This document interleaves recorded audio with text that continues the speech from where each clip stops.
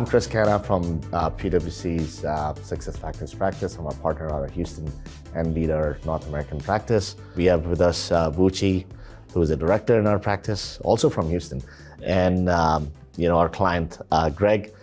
Greg, tell a little bit about yourself. Greg Williams from Brightspeed. I'm the director of HRIS, and we recently implemented SuccessFactors a year ago with PwC. No, absolutely. It was a fun project to work on. Well, I'd love to get your insights on, what was your thinking behind picking SAP as your solution and PwC as your partner? What value you thought we kind of brought? Yeah, I mean, it's in other companies I came into, we went through the whole selection process, but in actuality with Brightspeed, the selection was kind of made for us, which was good.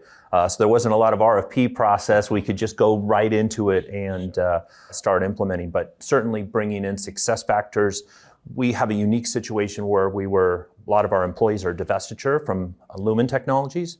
So with the large 3,300 person workforce that we're pulling into ours, and we're all of a sudden on October 3rd, 2022, we're going to become our own, and we're just starting this journey in January 2022.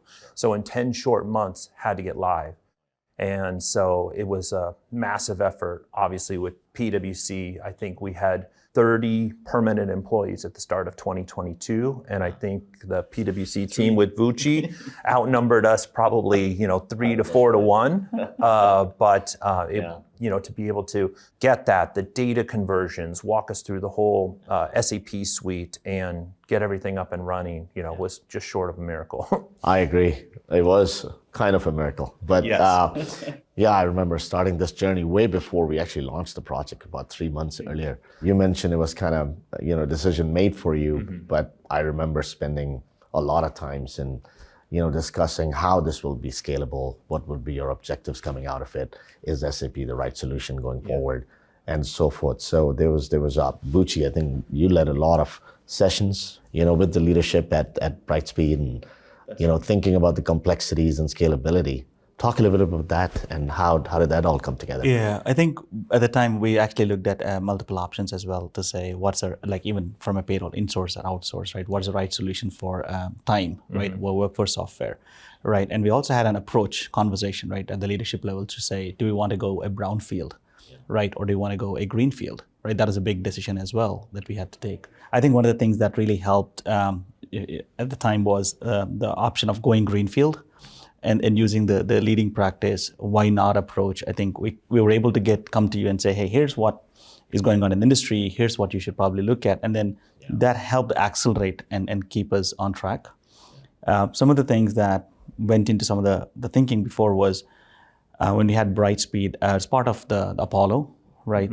Private equity, right? So they do a lot of the deals with ADP at the time as well, and then started to look at what's the right workforce, right? And day one was more important than the pricing from a in-source and an outsource. I think that was also considered to say which is the right risk reward that the team wanted to pick up, right, from a payroll solutions perspective. The other thing that we also looked at when we looked at workforce software was we had 27 unions, right? And then some of them were still being discussed for which ones are going to come in as part of the acquisition and which ones not, right? There's a lot of complexity, so we wanted to get a solution that was easy to scale, right? Easy to get in as well, so even if things change, it's easy to dynamically adopt, right? And that was one of the things that went in as part of the evaluation much early. Yeah, I think those are very good, fair points on how we came to a decision. Greg, you want to talk about a little bit, you mentioned scaling up, the whole effort behind onboarding folks, getting them on the project, getting ready to go live. How did this work, and also how, you went about picking the right people and getting ready for day one? Yeah, I mean, as I mentioned, we just had a few people going into the start of 2022, what we call organic employees, but getting them up. And so we had to basically hire 400 people in a 6-month segment just to get, and most of those positions are manager and above. So they're kind of trying to get in director managers and trying to set the scene for who's going to be as part of our workforce going into it. Then, obviously, in October, we take on 3,300 employees from Lumen, so we've had to blend that entire audience together. So we've got the OG Brightspeed plus the conveyed population, bringing them together, and then bringing them together in a common WFS system, right? And and a common EC system, the different sets of conversions and those types of things. And what sets this project apart for me is the fact that we are renting under TSA agreements, we're renting our applications from Lumen. And we still have several hundred of them even today, a year later, that we're renting. So a lot of our data then is published back to Lumen on a day-to-day basis so that our Brightspeed people can Citrix in and access their apps for another year or so. But it was just an interesting twist to an already stressful implementation. I can only imagine. Absolutely, absolutely. In parting, what do you think would you advise others going through this journey? What was some of your things that you want to watch for and some of the things that makes you successful? Yeah, I think from what made us successful is surprisingly, and when I say miracle, but we had very few payroll problems day one, right? And I think that's a lot attest to the integrations, the testing particularly that we did on the WFS and the time systems, our integration to our benefit vendors, and I think we did a great job in getting up and running. But that's where our focus was because we were on a 10-month runway. I agree with you.